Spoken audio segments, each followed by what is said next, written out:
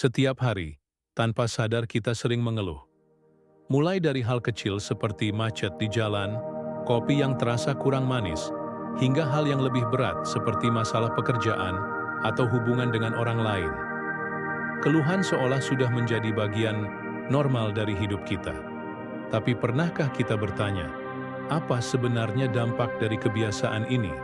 Apakah keluhan benar-benar membantu kita merasa lebih baik? Atau justru sebaliknya, membuat kita semakin terjebak dalam rasa tidak puas dan kesedihan? Filsafat Stoik yang lahir ribuan tahun lalu di Yunani dan Romawi mengajarkan kita cara menghadapi hidup dengan lebih bijak. Salah satu latihan sederhana tapi sangat powerful dari Stoikisme adalah mencoba menjalani satu hari tanpa keluhan. Terlihat mudah, tapi sebenarnya ini latihan besar untuk mengendalikan pikiran dan emosi kita. Dalam buku ini, kita akan bersama-sama menyelami bagaimana satu hari tanpa keluhan bisa menjadi gerbang untuk hidup lebih tenang, lebih kuat, dan lebih fokus pada hal yang benar-benar penting. Mulai dari memahami kenapa kita mudah mengeluh, hingga bagaimana menghadapi godaan untuk kembali ke kebiasaan lama. Mari mulai perjalanan ini bersama, langkah demi langkah. Jika kamu memperhatikan sekelilingmu, atau bahkan memperhatikan dirimu sendiri, pasti mudah sekali menemukan orang yang mengeluh. Mungkin di kantor, di jalan, di rumah, atau bahkan saat berbincang dengan teman. Keluhan muncul dari hal-hal kecil seperti cuaca panas, antrian panjang, atau kesalahan orang lain. Namun, ada juga keluhan yang datang dari masalah yang lebih berat, seperti rasa takut, kecewa, atau kehilangan. Tapi, mengapa kita suka mengeluh? Keluhan sebagai cara melepaskan beban emosi. Salah satu alasan utama orang mengeluh adalah untuk melepaskan perasaan negatif.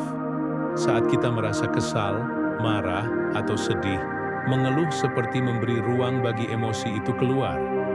Kita merasa lega karena bisa mengungkapkan ketidaknyamanan kita. Namun, seperti lubang yang terus digali, semakin sering kita mengeluh, semakin dalam kita tenggelam dalam perasaan negatif itu. Keluhan membuat kita merasa didengar. Seringkali, mengeluh juga menjadi cara kita mencari perhatian atau pengakuan dari orang lain. Kita ingin orang lain tahu bahwa kita sedang mengalami kesulitan, berharap mereka mengerti dan memberi dukungan. Ini sebenarnya kebutuhan manusia yang wajar, yaitu ingin merasa terhubung dan tidak sendiri. Tapi, jika berlebihan, keluhan justru membuat kita tergantung pada validasi eksternal dan sulit menemukan kekuatan dari dalam diri sendiri. Kebiasaan mengeluh bisa menjadi pola yang sulit diubah. Otak kita seperti terbiasa mencari hal-hal negatif untuk dikeluhkan, dan ini memengaruhi cara kita melihat dunia. Jika kita terlalu sering fokus pada kekurangan dan masalah, kita mulai kehilangan kemampuan untuk melihat sisi baik dan peluang di sekitar kita. Mengeluh terasa seperti jalan pintas. Daripada mencoba memperbaiki masalah atau menerima keadaan, kita lebih suka mengeluh sebagai bentuk pelepasan instan. Tapi, filsafat Stoik mengajak kita untuk melakukan hal sebaliknya. Menerima keadaan dengan lapang dada, dan fokus pada hal-hal yang bisa kita kendalikan. Stoik dan latihan tanpa keluhan. Menurut Stoikisme, kebahagiaan sejati datang bukan dari keadaan luar, melainkan dari cara kita merespons keadaan tersebut. Jika kita membiarkan diri terus mengeluh, kita sebenarnya membiarkan emosi negatif mengendalikan kita. Namun, dengan latihan kesadaran dan pengendalian diri, kita bisa membalikkan pola itu. Latihan satu hari tanpa keluhan bukan sekadar menahan diri untuk tidak bicara negatif. Ini adalah latihan mendalam untuk mengamati pikiran dan perasaan. Mengenali saat kita mulai merasa ingin mengeluh, lalu memilih untuk berhenti dan mencari sudut pandang yang lebih positif atau solusi. Aku pernah mencoba latihan ini secara sengaja. Pada awalnya, rasanya sulit sekali. Setiap hari ada saja hal yang ingin aku keluhkan, terutama saat menghadapi tekanan di kantor, atau saat macet panjang di perjalanan pulang. Tapi setelah melewati 1 hari penuh tanpa satupun keluhan, aku merasa ada yang berbeda. Aku lebih tenang, pikiranku lebih jernih, dan aku merasa lebih kuat menghadapi masalah. Rasa frustrasi yang biasanya muncul terasa lebih ringan, dan aku lebih fokus pada langkah apa yang bisa aku ambil, daripada hanya mengeluh tanpa tindakan. Mengenali mengapa kita suka mengeluh adalah langkah pertama untuk berubah. Keluhan adalah kebiasaan yang bisa dilatih untuk dihentikan. Sama seperti kebiasaan baik lain yang perlu waktu dan kesabaran untuk tumbuh. Ketika mendengar kata keluhan, kita mungkin langsung membayangkan seseorang yang menggerutu, mengomel, atau berbicara negatif tentang sesuatu. Tapi keluhan tidak selalu muncul dalam bentuk yang jelas dan keras. Banyak keluhan yang muncul dengan wajah halus, terbungkus dalam bentuk humor, sarkasme, komentar ringan, atau bahkan diam yang penuh rasa kecewa.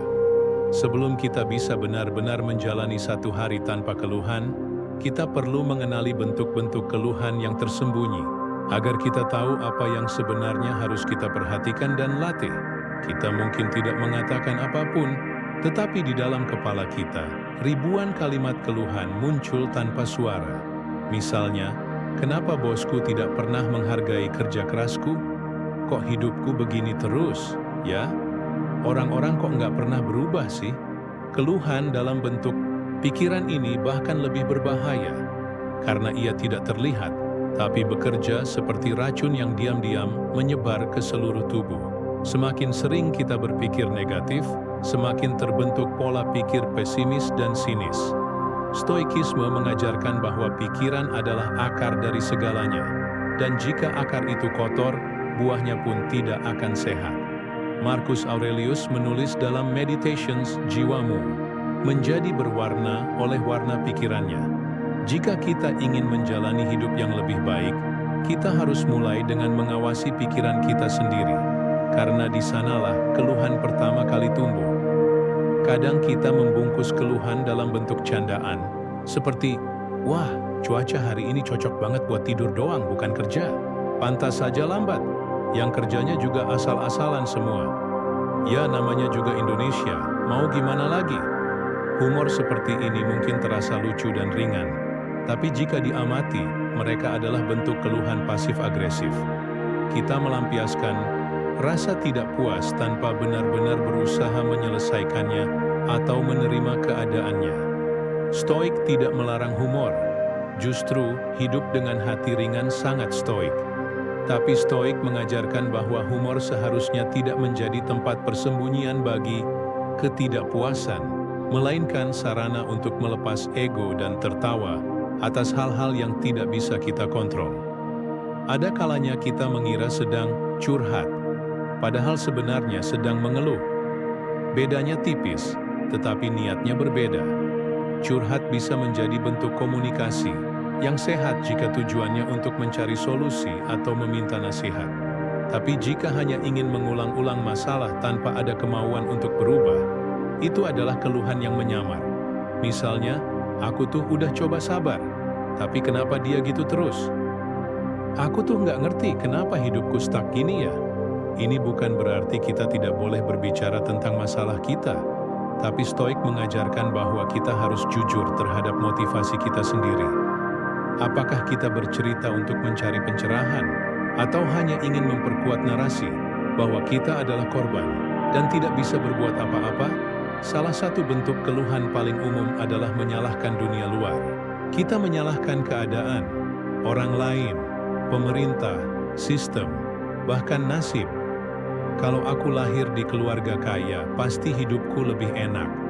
Aku nggak bisa sukses karena sistemnya nggak adil.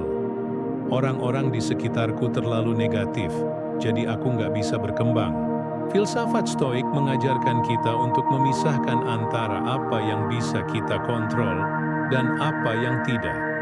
Dunia luar, orang lain, masa lalu, semua itu berada di luar kuasa kita. Yang bisa kita kendalikan hanyalah sikap dan tindakan kita sendiri. Epictetus berkata, bukan keadaan yang membuat kita menderita, tapi cara kita menanggapinya. Mengeluh berarti kita mengalihkan tanggung jawab atas hidup kita kepada hal-hal yang tidak bisa kita ubah. Dan itu artinya kita melepaskan kendali atas diri kita sendiri. Ini bentuk keluhan yang paling halus. Ketika kita tidak berkata apa-apa, tapi menyimpan rasa kecewa, marah, atau putus asa di dalam hati. Kita diam, tapi sebenarnya sedang mengeluh dalam hati.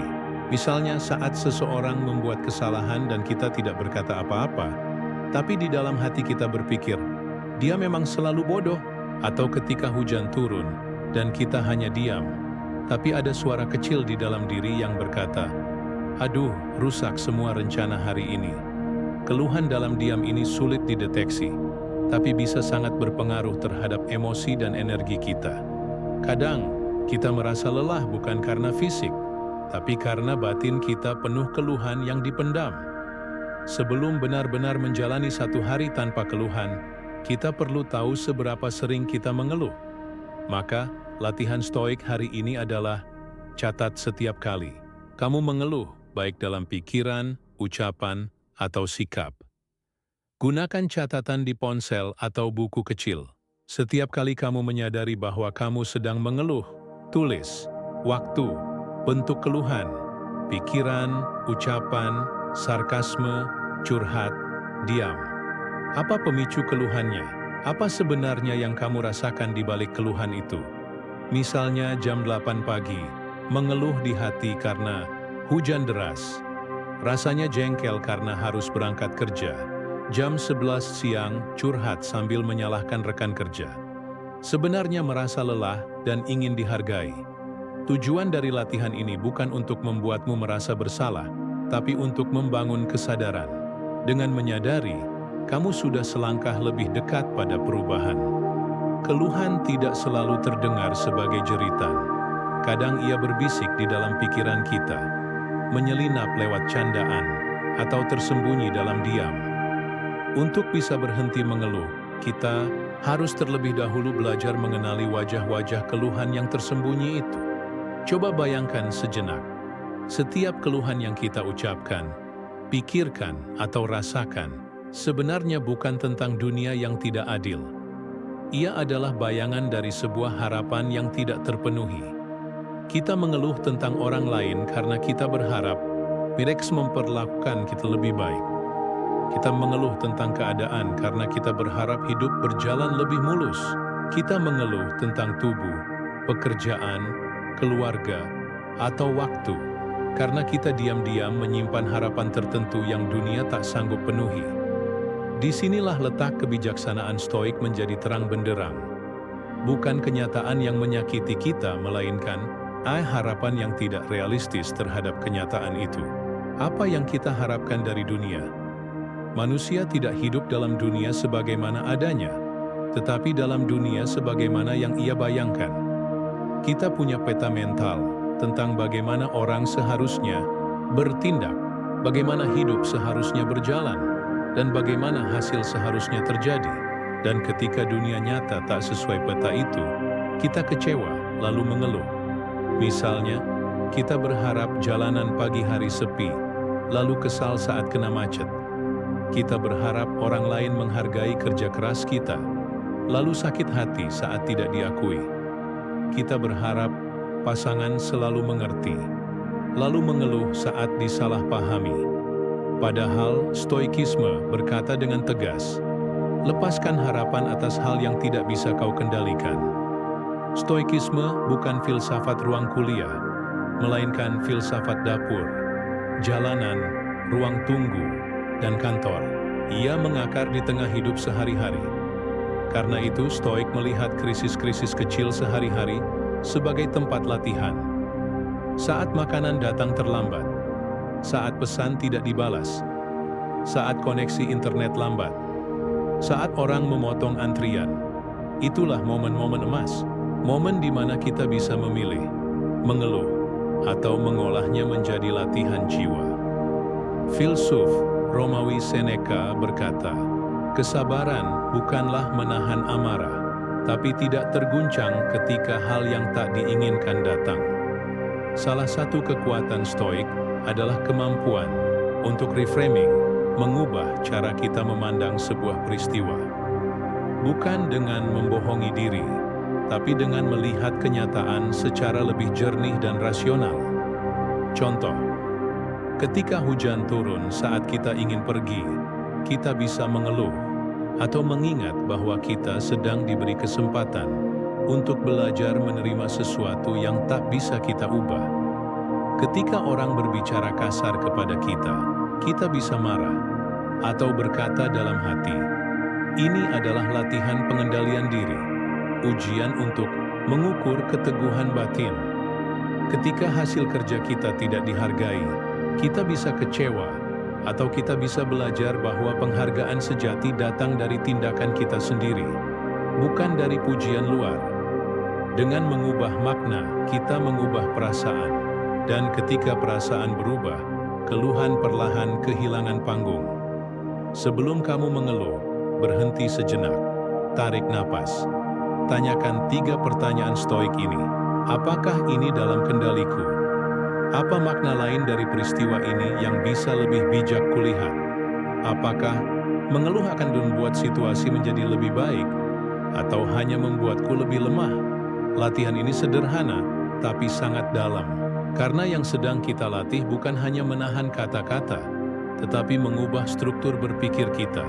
Bayangkan sebuah kapal layar di tengah laut. Angin bisa datang dari arah mana saja. Kadang lembut, kadang keras. Kadang mendorong kita maju, kadang menghalangi. Tapi arah kapal bukan ditentukan oleh angin, melainkan oleh arah layar yang kita pasang. Begitulah hidup. Peristiwa akan datang dan pergi, baik dan buruk, sesuai atau tidak sesuai keinginan kita. Tapi arah jiwa kita, keputusan kita untuk mengeluh atau tidak, itu adalah layar yang bisa kita kendalikan. Keluhan adalah layar yang salah arah. Penerimaan adalah layar yang tepat.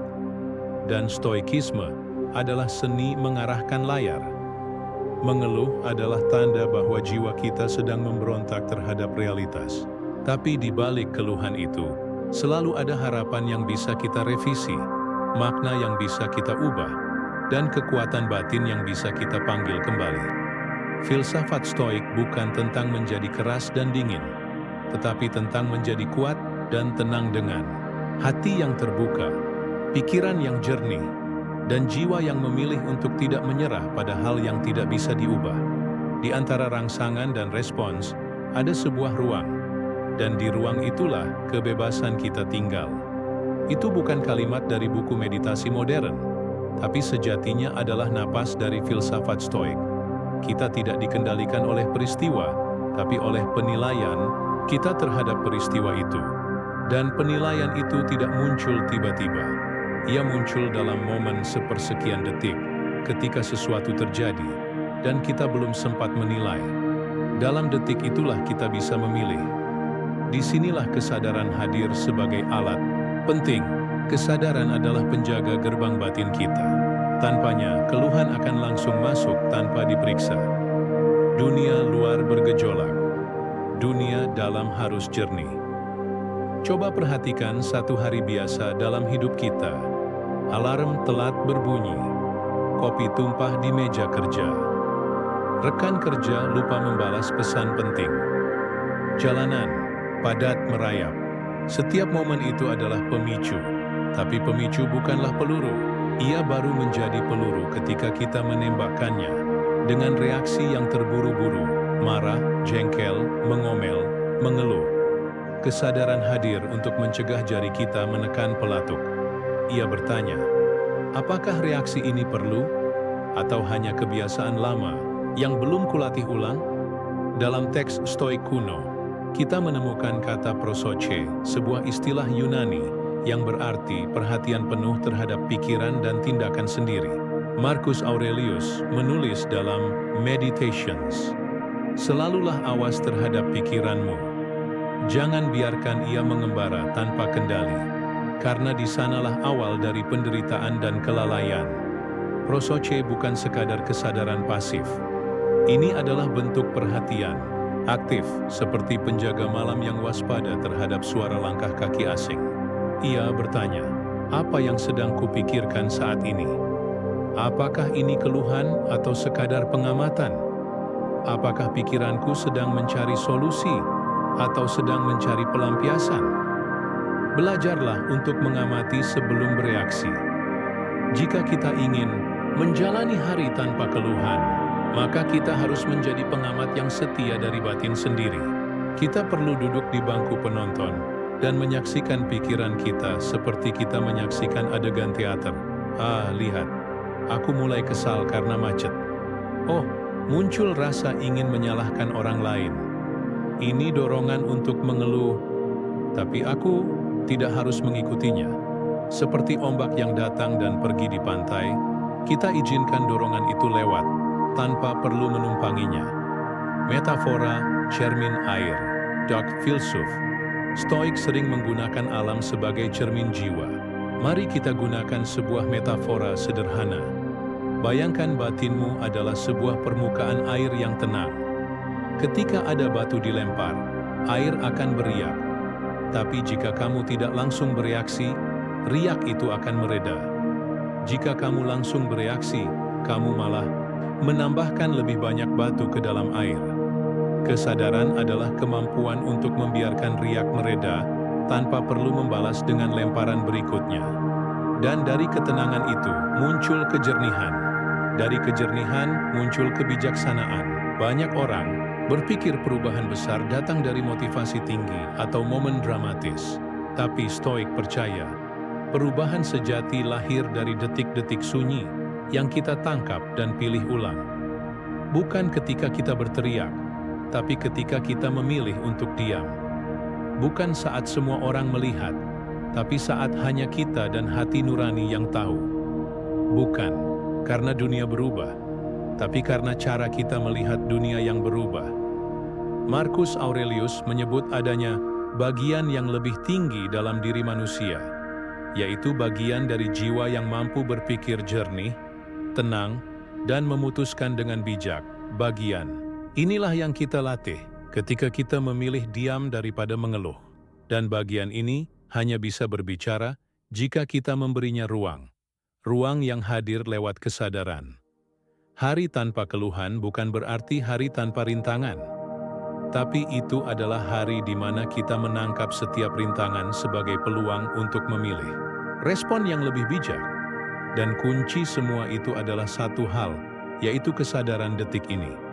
Karena kita tak bisa mengendalikan masa lalu atau masa depan, tapi kita bisa memilih dalam detik sekarang apakah akan mengeluh atau tetap jernih.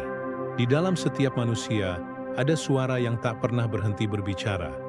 Ia berbisik saat pagi menjelang. Ia bergema saat kita duduk sendirian.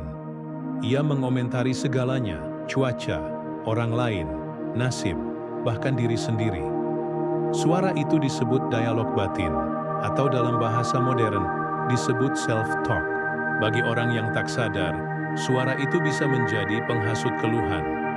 Tapi bagi orang bijak, suara itu bisa menjadi sahabat spiritual, penasihat jernih, bahkan guru sejati. Filsafat Stoik mengajarkan bahwa kita tidak hanya harus menahan keluhan yang keluar dari mulut, tapi juga melatih suara dalam hati. Karena keluhan yang keras selalu lahir dari keluhan yang diam-diam. Sebelum seseorang mengucap keluhan, ada penilaian diam yang terjadi. Kenapa aku selalu sial? Ini tidak adil. Orang-orang seharusnya lebih menghargai aku. Hariku sudah rusak. Kalimat-kalimat ini tidak selalu terucap, tapi mereka hidup di dalam pikiran. Mereka membentuk cara kita merasa. Mereka menentukan sikap tubuh, cara pandang, dan pada akhirnya, tindakan. Marcus Aurelius menulis dalam Meditations, jiwamu akan berwarna seperti pikiran-pikiranmu yang paling sering kau izinkan tinggal di sana. Jika kita terus menampung pikiran yang penuh keluhan, jiwa kita menjadi sempit, gelisah, dan reaktif. Tapi jika kita memilih pikiran yang jernih, kuat, dan seimbang, jiwa kita akan tenang seperti samudra di pagi hari. Epictetus mengajarkan bahwa kita bukanlah peristiwa yang terjadi pada kita, tapi penilai dari peristiwa itu. Ia berkata, bukan hal-hal yang membuat kita gelisah, tetapi penilaian kita terhadap hal-hal itu. Misalnya, ketika seseorang memotong antrean, kita bisa berkata, orang ini tidak sopan, dunia makin rusak. Atau kita bisa berkata, mungkin dia terburu-buru. Aku tak tahu apa yang sedang ia hadapi. Aku masih bisa memilih sikapku. Lihatlah bagaimana dialog batin yang berbeda menciptakan emosi yang berbeda. Yang satu menciptakan keluhan, yang lain menciptakan ketenangan. Seringkali keluhan lahir dari satu sumber tersembunyi, yaitu ego, yang merasa pantas mendapatkan lebih. Aku pantas diprioritaskan. Aku pantas dihormati. Aku pantas hidup yang lebih enak. Tapi Stoik mengajarkan bahwa dunia tidak berutang apapun kepada kita. Yang berutang hanyalah diri kita terhadap kebajikan, akal sehat, dan keteguhan batin.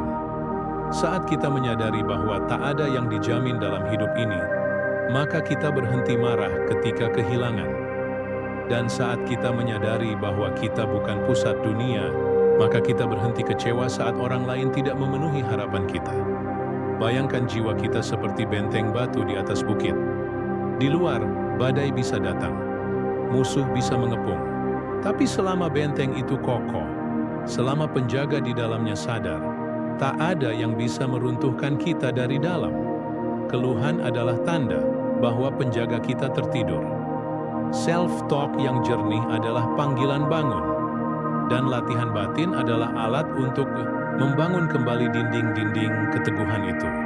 Setiap hari, kita berbicara kepada diri kita sendiri lebih dari siapapun di dunia. Maka isi percakapan itulah yang akan membentuk kebahagiaan atau penderitaan kita. Keluhan dimulai dari kalimat, batin yang lemah. Keteguhan dimulai dari kalimat batin yang sadar.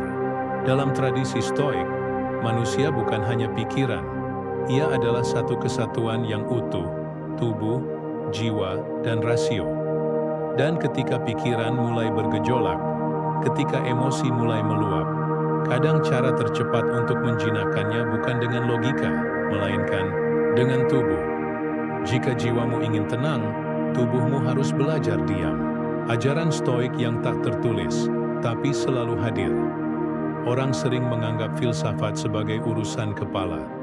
Tapi stoikisme mengakar dalam kenyataan, tubuhmu adalah kendaraanmu. Maka, jika engkau ingin menahan keluhan, engkau harus belajar menyatu kembali dengan tubuhmu. Perhatikan, berapa banyak keluhan yang kita lontarkan sebenarnya bermula dari rasa tidak nyaman secara fisik. Saat lelah, kamu akan mengatakan, kenapa harus aku yang terus kerja? Saat lapar, kamu akan mengatakan, aku nggak punya waktu untuk diriku sendiri. Saat merasa panas, dingin, dan nyeri, kamu akan mengatakan, hidup ini menyebalkan. Tubuh adalah pintu awal emosi, dan emosi yang tidak dikenali akan keluar dalam bentuk keluhan. Marcus Aurelius menulis dalam Meditations, apakah tubuhmu menderita? Biarlah ia merasakannya, tapi jiwamu tetap bisa memilih damai. Kata-kata ini bukan perintah untuk mengabaikan tubuh, tapi undangan untuk mengamatinya tanpa meledak. Di dunia yang serba cepat, napas menjadi dangkal. Kita terseret ritme dunia, dan keluhan menjadi pelarian spontan.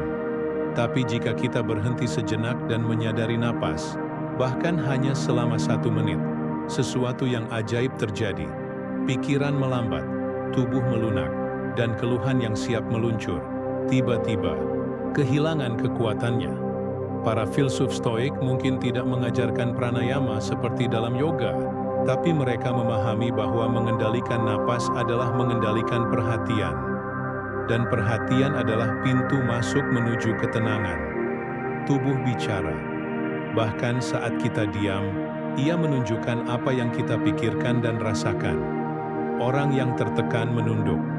Orang yang mengeluh duduk malas. Orang yang siap menghadapi tantangan berdiri tegap. Seorang Stoik adalah seseorang yang memikul beban hidup dengan tegap, tanpa banyak suara. Maka postur bukan sekadar soal etiket, tapi soal filsafat. Aku memilih menghadapi dunia dengan kehormatan, bukan keluhan. Latihan kecil, duduk tegap saat bekerja, berdiri seimbang saat antre, melangkah tenang saat jalan kaki. Semua itu adalah bentuk filsafat dalam gerakan, karena bagaimana tubuhmu berdiri menentukan bagaimana jiwamu berdiri dalam hidup. Tubuh bukan musuh, tapi mitra spiritualitas. Kita sering menganggap tubuh sebagai pengganggu ketenangan, tapi sebenarnya tubuh adalah instrumen kesadaran. Ketika kepala penuh keluhan, cobalah kembali ke tubuh. Rasakan telapak kakimu menyentuh tanah. Rasakan angin menyentuh kulitmu.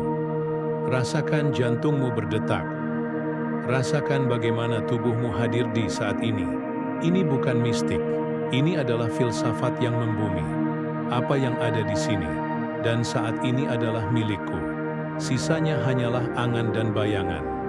Marcus Aurelius. Tubuh adalah alat untuk hadir di sini dan saat ini. Dan hanya dalam kehadiran penuh, keluhan kehilangan pijakannya. Banyak stoik, seperti Seneca, menulis dalam kondisi berjalan kaki. Gerak lambat yang tidak terburu-buru membuka ruang refleksi. Maka berjalan bukan hanya soal perpindahan, tapi juga kontemplasi.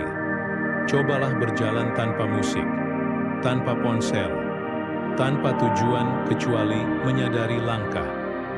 Amati bagaimana kaki bergerak, bagaimana tubuhmu menyeimbangkan, bagaimana dunia tidak perlu kau keluhkan untuk tetap berjalan. Momen seperti itu, meski singkat, akan menguatkan benteng batinmu lebih dari 1000 kutipan motivasi. Tubuh tidak bersuara, tapi ia menyimpan kebijaksanaan. Keluhan seringkali datang dari tubuh yang diabaikan, atau pikiran yang kehilangan akarnya dalam kenyataan. Dengan kembali ke napas, ke gerak, ke postur, kita tidak sedang menghindari keluhan, tapi mengubah kondisi dalam diri agar keluhan tak perlu muncul. Filsuf sejati tidak hanya berpikir dengan kepala, tapi juga menghidupi kebijaksanaannya dalam cara ia berdiri, berjalan dan bernapas. Dan jika tubuh sudah tenang, jiwa pun akan ikut diam. Dalam kehidupan, ada satu jenis keluhan yang paling sulit dihindari, yaitu keluhan tentang orang lain. Mereka datang terlambat. Mereka tidak menepati janji. Mereka bicara seenaknya. Mereka menyakiti, bahkan saat kita sudah diam, dan kita berkata dalam hati, "Kalau bukan karena mereka, aku pasti bisa lebih damai." Tapi stoikisme memberi kita cermin yang tak nyaman, namun membebaskan. Orang lain hanya bisa membuatmu kesal jika engkau mengizinkannya. Epictetus. Maka, mari kita buka tabirnya. Mengapa kita begitu mudah mengeluh tentang orang lain, dan bagaimana filsafat stoik menawarkan jalan keluarnya?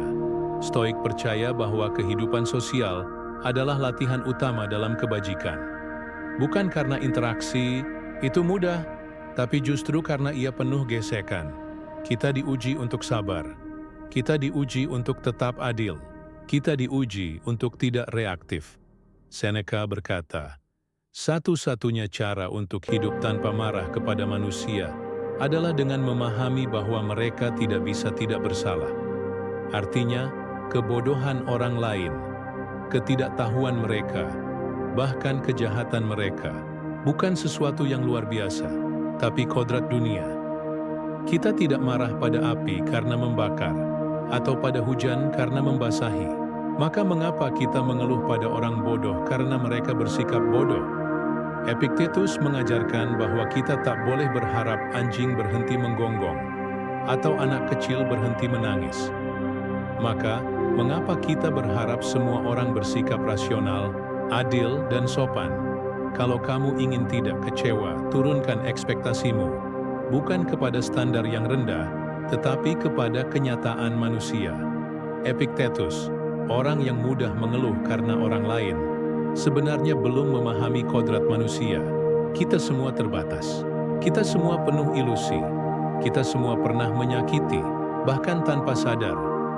Mengeluh pada manusia karena mereka tidak sempurna, sama seperti memarahi angin karena membuat rambutmu berantakan. Filsafat Stoik menempatkan kebebasan di tangan kita. Orang boleh kasar, menipu, menghina, melukai. Tapi apa yang kita lakukan dengan itu? Antara rangsangan dan respons, ada ruang. Di ruang itu, kita memiliki kekuatan untuk memilih. Viktor Frankl. Ruang itulah yang menjadi arena utama dalam latihan 1 hari tanpa keluhan. Contoh konkret, teman kerja berbohong. Reaksi umum, kenapa dia seperti itu? Aku muak. Respons Stoik, apakah aku bisa mengubah dia? Tidak, tapi aku bisa tetap berlaku benar. Pasangan lupa janji. Reaksi umum, aku selalu jadi prioritas terakhir. Respons Stoik, kekecewaanku, lahir dari ekspektasiku. Aku bisa menyampaikan perasaan tanpa menyalahkan. Orang asing menyerobot antrean. Reaksi umum, orang zaman sekarang nggak punya etika. Respons Stoik, apa gunanya marah pada orang yang belum sadar? Tugas utamaku adalah menjaga kebajikan dalam diriku. Jangan jadi cermin dari keburukan orang. Salah satu kebijaksanaan paling indah dari Marcus Aurelius berbunyi, orang lain boleh berlaku buruk, tapi apakah aku harus meniru mereka? Keluhan sering lahir dari refleks emosional yang menyerap energi buruk dari orang lain. Bayangkan seseorang melempar lumpur ke arahmu. Jika engkau membalas dengan lumpur yang sama, kini kalian berdua kotor. Tapi jika engkau tetap berdiri tenang, ia hanya membuang energinya sia-sia. Orang lain adalah ujian, bukan alasan. Dan kita tidak bertanggung jawab atas perilaku mereka, tapi kita 100% bertanggung jawab atas reaksi kita. Orang lain adalah jalan, bukan halangan. Mereka adalah sparring partner dalam latihan jiwa. Mereka menampakkan titik-titik lemah dalam batin kita, bukan untuk membuat kita jatuh, tapi agar kita belajar berdiri. Stoikisme tidak menjanjikan dunia yang ideal, tapi ia memberi kita kekuatan untuk tetap tidak bergeser dari kebajikan. Bahkan ketika dunia bergolak, tak ada musuh yang lebih berbahaya daripada dirimu sendiri yang lepas kendali. Marcus Aurelius. Dan satu keluhan kecil kepada orang lain, jika tidak disadari, adalah awal dari kendali yang bocor. Mari kita bayangkan, kamu telah melewati 1 hari penuh tanpa mengeluh. Tidak satu keluhan pun keluar dari bibirmu. Tidak ada umpatan, tidak ada keluh kesah tersembunyi dalam pikiranmu. Hari itu mungkin terasa berat, tapi juga terasa ringan.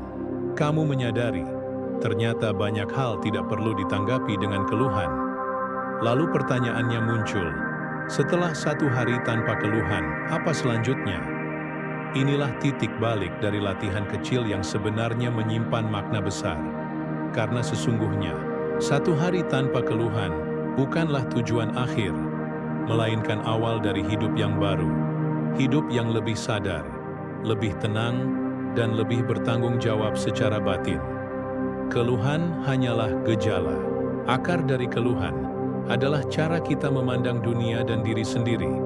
Jika kita menganggap dunia harus berjalan sesuai keinginan kita akan mudah mengeluh. Jika kita merasa orang lain bertanggung jawab atas kebahagiaan kita akan mudah kecewa. Jika kita belum mengenal batas dan kuasa kita akan hidup dalam frustrasi terus-menerus. Stoikisme datang sebagai cahaya yang membuka mata. Jangan berharap agar peristiwa mengikuti kehendakmu. Harapkan agar kehendakmu mengikuti peristiwa. Epictetus. Hari tanpa keluhan mengajarkan kita satu hal besar. Bukan dunia yang harus berubah, tapi persepsi kita terhadap dunia. Bayangkan lautan yang tenang di tengah badai. Itulah jiwa stoik. Kita tidak menciptakan kedamaian dengan meredakan semua ombak. Kita menciptakan kedamaian dengan melatih perahu batin kita agar tetap stabil. Hari tanpa keluhan bukan berarti hari tanpa tantangan. Justru ia adalah hari di mana kita memeluk tantangan tanpa reaksi otomatis. Kita melihat, kita menyadari, lalu kita memilih dengan jernih. Itu adalah kedamaian sejati, bukan absennya gangguan, tapi hadirnya kendali batin. Stoikisme tidak pernah menjanjikan keajaiban instan. Ia adalah jalan panjang yang harus dilatih setiap hari. Setelah 1 hari tanpa keluhan, mulailah menjadikannya kebiasaan. Bangun pagi dengan niat tenang. Oh, hari ini aku akan menjaga diriku, bukan mengontrol dunia. Catat pemicu keluhanmu, lalu cari akar pikirannya. Apakah itu karena ekspektasi, ego, takut, refleksi malam? Apa yang membuatku tetap tenang hari ini? Di mana aku tergelincir? Hidup yang filosofis bukan berarti hidup yang rumit, tapi hidup yang dijalani dengan kesadaran. Setiap hari menjadi cermin, setiap momen jadi guru, setiap kesalahan jadi pengingat. Orang akan tetap kasar, pekerjaan akan tetap berat, hidup akan tetap penuh kejutan, tapi kamu bukan lagi orang yang sama. Kamu bukan lagi budak dari emosi, keluhan, dan ekspektasi. Kamu telah memilih jalan orang bebas, bebas dari keharusan untuk selalu benar, bebas dari obsesi untuk mengendalikan, bebas dari beban yang kamu ciptakan sendiri. 1 hari tanpa keluhan bukan sekadar latihan, itu adalah pernyataan bahwa kamu tidak ingin hidup seperti orang kebanyakan, merasa berhak atas segalanya, tapi enggan bertanggung jawab atas pikirannya sendiri. Filsuf bukan hanya mereka yang menulis buku besar atau berdebat di akademi. Dalam pandangan Stoik, filsuf sejati adalah mereka yang menghadapi hari-hari biasa dengan batin yang luar biasa. Menjawab penderitaan dengan kesadaran, bukan keluhan. Menjadikan hidup sebagai medan latihan kebijaksanaan. Kalau kamu ingin hidup bahagia, jangan cari kehidupan yang mudah. Carilah batin yang kuat. Marcus Aurelius. Dan dari 1 hari tanpa keluhan, lahirlah jiwa yang lebih kuat. Bukan karena dunia menjadi lebih baik, tapi karena kamu memilih untuk tidak membiarkan dunia merusak ketenanganmu. Akhir, bukan akhir. Bab ini adalah bab terakhir, tapi bukan akhir perjalanan. Latihan Stoik adalah jalan yang tak pernah selesai. Setiap hari menawarkan kesempatan baru untuk mengeluh atau untuk bertumbuh, untuk reaktif atau reflektif, untuk menjadi korban atau menjadi pemimpin bagi pikiranmu sendiri. Jadi hari ini, ketika kamu tergoda untuk mengeluh, tarik napas dan ingat, ketenangan bukan hadiah. Ia adalah hasil dari latihan. Selamat berlatih. Dunia mungkin tetap gaduh, tapi jiwamu kini lebih sunyi. Dan dari sunyi itulah, kebijaksanaan mulai tumbuh.